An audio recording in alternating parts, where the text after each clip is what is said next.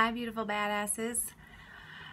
Hope everybody's having a good couple of weeks. Today I wanted to talk about just the outside world and how the outside world impacts us and how we respond. And so something that I've been thinking a lot about is, considering, especially as a trauma therapist, how trauma impacts people, the various isms of life impact people, and just the outside world just has an impact on us.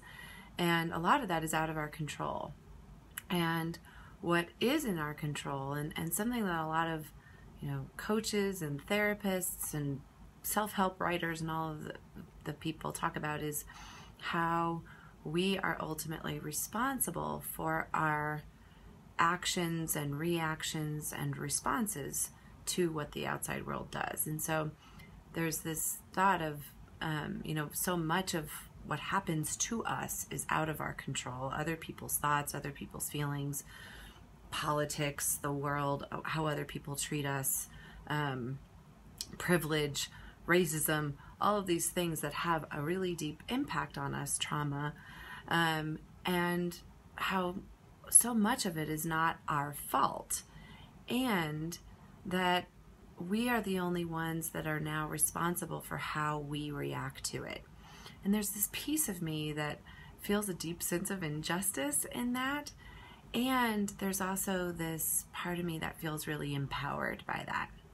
And I don't know, I guess I just wanted to get your thoughts on it and share some thoughts on it. And so one of the metaphors that I use a lot in therapy is, this is a hard table. It just is. And if we want it to be a soft, squishy pillow, we are going to create suffering. We're try to lay on it, and it's like, this isn't comfortable, and I want it to be a soft, squishy pillow, and it's not. And so the quicker that we radically accept that this is a hard table and not a soft, squishy pillow, the quicker we can start responding to it as such. We won't lay on it. We won't go to it for comfort. We won't depend on it to be a comfortable place to sleep or to soothe ourselves. So the quicker that we can accept what is, then we can respond to it accurately. And I think there's something empowering with that. And so I just want to invite you to be curious about what is in your control and what's not in your control. And there's a difference between fault and responsibility. And so, a lot of my clients struggle with surviving abuse. And what I say a lot of times too is everything that has happened to you is not your fault, and it is not okay.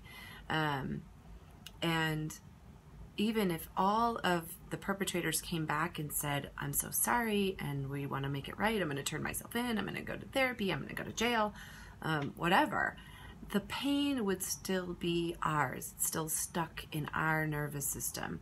And so although it's not, survivors of abuse fault ever, it is our responsibility to heal from it, to lean into the pain, to look at it, because it's ours. And there again is that deep sense of injustice and unfairness in that.